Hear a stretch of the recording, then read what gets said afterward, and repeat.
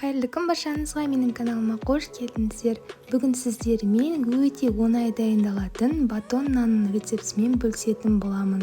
Үйде бар заттардан дайындалады, сіздер де міндетті түрде дайындап көріңіздер. Керекті ингредиенттердің тізімін осы видеоның астында описаниеда жазып қалдыратын боламын. Ең алдымен ыдысымызға жылы суымызды құямыз. Құрғақ ашытқымызды саламыз. Қант қосамыз. Тұз саламыз. Жақсылап араластырамыз.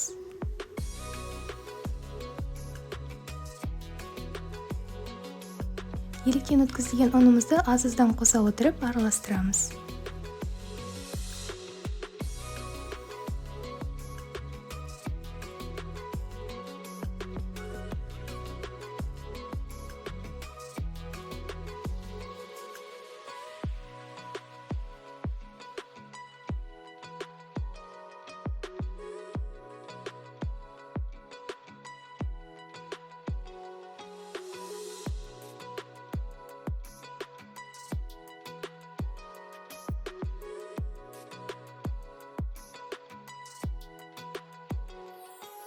Күнбағыс майын құямыз. Тағы да жақсылап араластырамыз.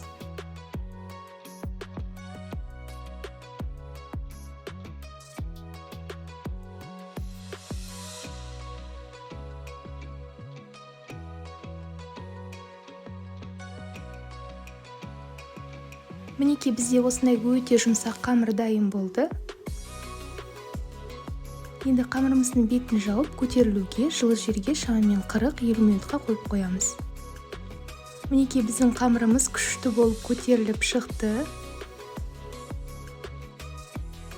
Қамырымызды бірдей қылып екі бөлікке бөліп аламыз. Қамырымызға кішкене ұн сеуіп жайып алатын боламыз. Видеода көрсетілгендей жайып, орап шығатын боламыз.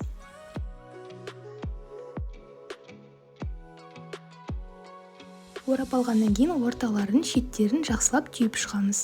Қазір піскен кезде, көтерілген кезде ашылып кетуі мүмкін.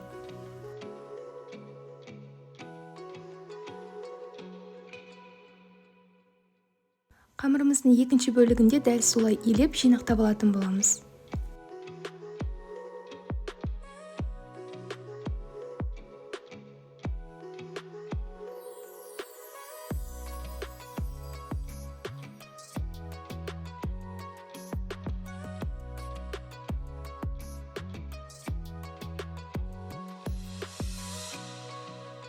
Қамырымызды видеода көрсетілгендей пышақтың көмегімен кесіп шығатын боламыз.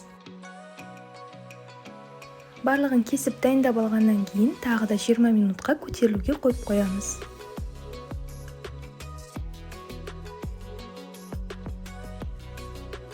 Енді батондарымызды қызып тұрған пеште 180 градуста шамамен жарты сағаттай қызарғанша пісіріп алатын боламыз.